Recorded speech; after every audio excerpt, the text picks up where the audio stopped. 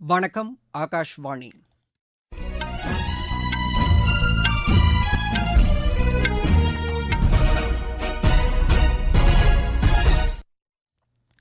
செய்திகள் வாசிப்பவர் பாலசுப்ரமணி கன்னியப்பன். தலைப்புச் செய்திகள்: புதிய குற்றவியல் சட்டங்கள் நீதிமுறைக்கு முக்கியத்துவம் அளிப்பதாக மத்திய சட்டத்துறை இணையமைச்சர் திரு அர்ஜுன் ராம் மேக்வால் தெரிவித்துள்ளார்.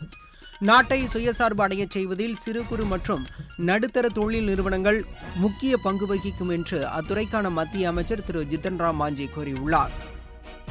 கேரளாவில் கனமழை பெய்து வருவதை அடுத்து இன்று 9 மாவட்டங்களுக்கு மஞ்சள் எச்சரிக்கை விடுக்கப்பட்டுள்ளது. இந்திய தடகள வீராங்கனை கிரண் பாகல் பாரிஸ் ஒலிம்பிக் போட்டியில் பங்கேற்க தகுதி பெற்றுள்ளார். இந்தியா தென்னாப்பிரிக்க அணிகளுக்கு இடையேயான மகளிர் டெஸ்ட் கிரிக்கெட் போட்டி சென்னையில் இன்று தொடங்குகிறது. இனி விரிவான செய்திகள். புதிய குற்றவியல் சட்டங்கள் நீதிமுறைக்கு முக்கியத்துவம் அளிப்பதாக மத்திய சட்டத்துறை இணையமைச்சர் திரு அர்ஜுன் ராம் மேக்வால் தெரிவித்துள்ளார். புதுதில்லியில் சிறு குறு மற்றும் நடுத்தர தொழில் நிறுவன சூழலில் சட்ட சீர்திருத்தங்கள் என்ற தலைப்பில் நடைபெற்ற நிகழ்ச்சியில் அவர் பங்கேற்றார். காலனி கால சட்டங்களில் தண்டனைக்கு முக்கியத்துவம் அளித்த சூழ்நிலைக்கு மாறாக புதிய குற்றவியல் சட்டங்களில் நீதிக்கு முக்கியத்துவம் அளிக்கப்பட்டுள்ளதாக அவர் கூறினார். எந்தவொரு சட்ட பிரச்சினைக்கும் சுமூகமான தீர்வு காண்பதே சிறந்த தீர்வு என்று திரு அர்ஜுன் ராம் மேக்வால் குறிப்பிட்டார். நாட்டை சுயசார்பு அடையச் செய்வதில் சிறு குறு மற்றும் நடுத்தர தொழில் நிறுவனங்கள் முக்கிய பங்கு வகிக்கும் என்று அத்துறைக்கான மத்திய அமைச்சர் திரு ஜித்தன் ராம் மாஞ்சி கூறியுள்ளார். புதுதில்லியில் நடைபெற்ற நிகழ்ச்சி ஒன்றில் பேசிய அவர், சிறு குறு மற்றும் நடுத்தர தொழில் நிறுவனங்கள் டிஜிட்டல் மற்றும் தொழில்நுட்ப வழிமுறைகளை பின்பற்ற வேண்டும் என்று அவர் கேட்டுக் கொண்டார். சிறு குறு மற்றும் நடுத்தர தொழில்துறை நிறுவனங்களில் தொழிலாளர்களின் எண்ணிக்கை அதிகரிக்கப்படும் என்று அவர் குறிப்பிட்டார். தொழில்துறையினருக்கு கடன் உதவி வழங்குதல், மேம்படுத்தப்பட்ட சந்தை அணுகுமுறை, மின்னணு வர்த்தகத்தை பின்பற்றுதல், நவீன தொழில்நுட்பங்கள் மூலம் உற்பத்தியை அதிகரித்தல், கதர் மற்றும் கயிறு தயாரிப்பு தொழில்களுக்கு உறுதுணையாக இருத்தல், மகளிர் மற்றும் கைவினைஞர்களுக்கு அதிகாரமளித்தல் ஆகியவை அரசின் முக்கிய நடவடிக்கையாக இருக்கும் என்றும் திரு ஜித்தன் ராம் மாஞ்சி தெரிவித்தார். மத்திய அமைச்சகங்களில் பயிற்சி அதிகாரிகளாக பணியாற்றிய குடிமைப்பணி அதிகாரிகளுடன் மத்திய பணியாளர் நலத்துறை இணையமைச்சர் டாக்டர் ஜிதேந்தர் சிங் கலந்துரையாடினார். மத்திய அரசின் பல்வேறு அமைச்சகங்களின் செயல்பாடுகளை குடிமைப்பணி பயிற்சி அதிகாரிகள் முழுமையாக அறிந்து கொள்ளும் வகையில் இந்த பயிற்சிக்கு ஏற்பாடு செய்யப்பட்டதாக அவர் தெரிவித்தார். அதன் மூலம் உயர்நிலை அதிகாரிகளுடன் கலந்துரையாடி பல்வேறு சூழ்நிலைகளில் பணியாற்றுவது குறித்து இளம் அதிகாரிகள் கற்றுக்கொள்ள முடியும் என்றும் அவர் கூறினார். இதுபோன்ற பயிற்சி பெற்ற அதிகாரிகள் பெருந்தொற்று காலத்தில் மாவட்ட ஆட்சியாளர்களாக பணியாற்றிய போது அவர்கள் திறம்பட செயல்பட்டதாக டாக்டர் ஜிதேந்தர் சிங் தெரிவித்தார். நில மோசடி வழக்கில் ஜார்க்கண்ட் முன்னாள் முதலமைச்சர் திரு ஹேமந்த் சோரனின் நீதிமன்ற காவலை மேலும் 2 வாரங்களுக்கு நீட்டித்து ராஞ்சியில் உள்ள சட்டவிரோத பணப்பரிவர்த்தனை தடுப்பு நீதிமன்றம் உத்தரவிட்டுள்ளது. குற்றம் சாட்டப்பட்ட திரு ஹேமந்த் சோரனும் மற்ற 11 பேரும் காணொலி காட்சி வாயிலாக நேற்று ஆஜர்படுத்தப்பட்ட போது நீதிபதிகள் இவ்வாறு உத்தரவிட்டனர். இந்த வழக்கின் விசாரணை அடுத்த மாதம் 11ஆம் தேதி நடைபெறும் என்று நீதிபதிகள் தெரிவித்தனர். நீங்கள் கேட்டுக்கொண்டிருப்பது ஆகாஷ்வாணியின் செய்தி அறிக்கை.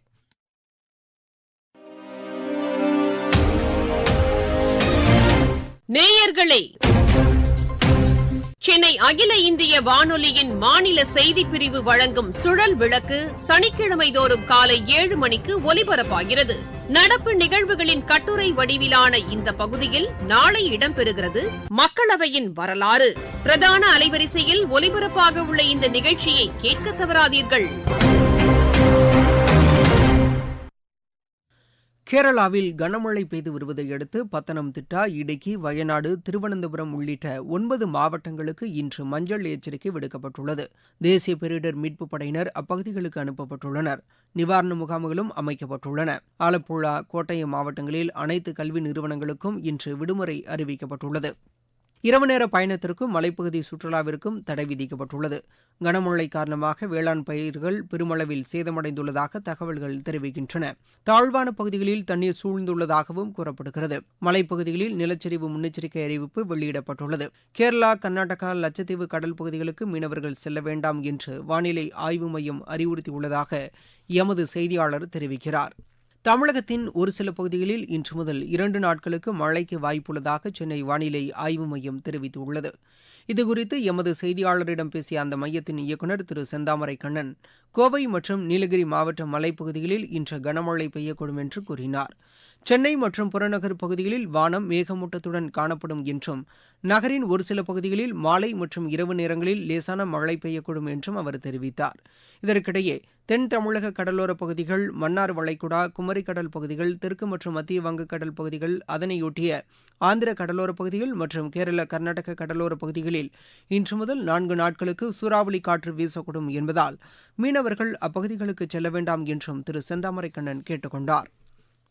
இலங்கையின் கொழும்புவில் நடைபெற்ற காமன்வெல்த் உள்ளாட்சி மன்ற கூட்டமைப்பின் கூட்டத்தில் இந்தியாவின் சார்பில் பஞ்சாயத்து ராஜ் அமைச்சகத்தின் கூடுதல் செயலாளர் டாக்டர் சந்திரசேகர்குமார் பங்கேற்றார். 3 நாட்கள் நடைபெற்ற இக்கூட்டத்தில் உள்ளாட்சி அமைப்புகளில் காமன்வெல்த் நாடுகளின் மகளிருக்கான எதிர்கால பணிகள் குறித்து விவாதிக்கப்பட்டன. பிராந்திய அளவிலான அனுபவங்கள் பகிர்ந்து கொள்ளப்பட்டன. காமன்வெல்த் ஆசிய அமைப்பை உருவாக்குவதற்கான நடவடிக்கைகளுக்கு முன்னுரிமை அளிக்கப்பட்டது. மகளிருக்கு அரசியல் பிரதிநிதித்துவம் அளிப்பதன் மூலம் சமூக மறுமலர்ச்சியை ஏற்படுத்துவதே இந்த காமன்வெல்த் உள்ளாட்சி மன்ற கூட்டமைப்பின் நோக்கமாகும்.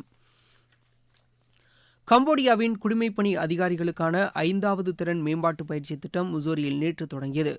கம்போடியா குடிமைப்பணி அமைச்சகத்தின் இணைச் செயலாளர், இயக்குநர் உள்ளிட்ட 40 அரசு அதிகாரிகள் இதில் பங்கேற்றுள்ளனர். இதில் தொடக்க உரையாற்றிய தேசிய நல்லாட்சி மையத்தின் தலைமை இயக்குநர் திரு ஸ்ரீனிவாஸ், குடிமக்களுக்கு அரசுடன் இணக்கமான சூழ்நிலையை ஏற்படுத்துவதில் தொழில்நுட்பத்தின் பங்கினை எடுத்துரைத்தார். இந்திய அரசின் சார்பில் அளிக்கப்படும் இந்த பயிற்சிக்கு கம்போடிய குடிமைப்பணி அதிகாரிகள் குழுவின் தலைவர் திரு மம்யோக் நன்றி தெரிவித்துக் கொண்டார்.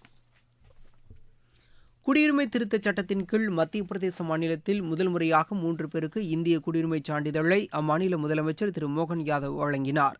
இவர்களில் 2 பேர் பாகிஸ்தானைச் சேர்ந்தவர்கள் என்றும், அவர்கள் கடந்த 2012ஆம் ஆண்டு முதல் இந்தியாவில் வசித்து வருவதாகவும் தெரிவிக்கப்பட்டுள்ளது.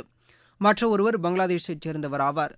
மத்திய பிரதேச மாநிலத்தில் இதுவரை 61 பேர் குடியுரிமை சான்றிதழ் பெற விண்ணப்பித்துள்ளனர். ஹிந்தி மொழியின் மேம்பாட்டிற்காக ஐநாவின் செய்தி மற்றும் ஊடகப் பிரிவுக்கு $1.16 மில்லியன் நிதியை மத்திய அரசு வழங்கியுள்ளது. இதற்கான காசோலை நேற்று வழங்கப்பட்டது. தமிழகத்தில் பொதுமக்களுக்கு மலிவு விலையில் மருந்துகள் கிடைப்பதை உறுதி செய்ய அனைத்து நகரங்களிலும் கூட்டுறவு மருந்தக சேவை விரிவுபடுத்தப்படும் என்று மாநில கூட்டுறவுத்துறை அமைச்சர் திரு பெரியகருப்பன் தெரிவித்துள்ளார். பேரவையில் தமது துறை மானிய கோரிக்கை மீதான விவாதத்திற்கு அவர் பதிலளித்து பேசினார். நவீன கூட்டுறவு தொழில்நுட்பங்களை இளைஞர்களிடையே அறிமுகப்படுத்தும் வகையில் சென்னையில் கூட்டுறவு தொழில்நுட்பம் உருவாக்கப்படும் என்று அவர் தெரிவித்தார். கூட்டுறவு சங்கங்கள், கூட்டு வங்கிகள் மூலம் இணையவழி கடன் வழங்கும் வசதி ஏற்படுத்தப்படும் என்று அவர் கூறினார். விவசாயிகள் மற்றும் நுகர்வோர் பயன்பெறும் வகையில் பெருநகரங்களில் காய்கனி அங்காடிகள் அமைக்கப்படும் என்றும் திரு பெரியகருப்பன் தெரிவித்தார். பாரிஸ் ஒலிம்பிக் போட்டியில் பங்கேற்க இந்திய தடகள வீராங்கனை கிரண் பாகல் தகுதி பெற்றுள்ளார். பஞ்ச்குலாவில் நடைபெற்ற தேசிய மகளிர் சீனியர் 400 மீட்டர் ஓட்டப்பிரிவின் அரையிறுதியில் பந்தய தூரத்தை 50.92 வினாடிகளில் கடந்து இந்த தகுதியை பெற்றார். இந்தியா தென்னாப்பிரிக்க அணிகளுக்கு இடையான மகளிர் டெஸ்ட் கிரிக்கெட் போட்டி சென்னையில் இன்று தொடங்குகிறது. இந்தியாவில் சுற்றுப்பயணம் செய்து வரும் தென்னாப்பிரிக்க அணி இந்த ஒரு டெஸ்ட் போட்டி முடிவடைந்தவுடன் 3 டுவெண்டி போட்டிகளில் பங்கேற்க உள்ளது. ஏற்கனவே நடைபெற்ற 3 ஒருநாள் ஆட்டங்களிலும் இந்தியா வெற்றி பெற்றிருந்தது குறிப்பிடத்தக்கது. உலகக்கோப்பை டுவெண்டி கிரிக்கெட் போட்டியில் இந்தியா இறுதி ஆட்டத்திற்கு முன்னேறியுள்ளது. கயானாவில் நடைபெற்ற அரையிறுதிப் போட்டியில் இந்திய அணி 68 ரன் வித்தியாசத்தில் இங்கிலாந்தை வென்றது.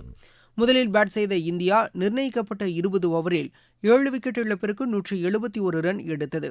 கேப்டன் ரோஹித் சர்மா 57 ரன்னும், சூரியகுமார் யாதவ் 47 ரன்னும் எடுத்தனர். 172 ரன் எடுத்தால் வெற்றி என்ற இலக்குடன் பின்னர் களமிறங்கிய இங்கிலாந்து 16.4 ஓவரில் 103 ரன்னுக்கு ஆட்டமிழந்தது. இந்திய தரப்பில் அக்சர் பட்டேல், குல்தீப் யாதவ் ஆகியோர் தலா 3 விக்கெட்டுகளையும், பும்ரா 2 விக்கெட்டையும் வீழ்த்தினர். நாளை நடைபெறவுள்ள இறுதிப் போட்டியில் இந்தியா தென்னாப்பிரிக்காவை எதிர்கொள்கிறது. அமெரிக்க ஓபன் பேட்மிண்டன் போட்டியில் இந்தியாவின் பிரியன்சு ரஜாவத், மல்விகா பன்சோட் ஆகியோர் காலிறுதிக்கு முன்னேறியுள்ளனர்.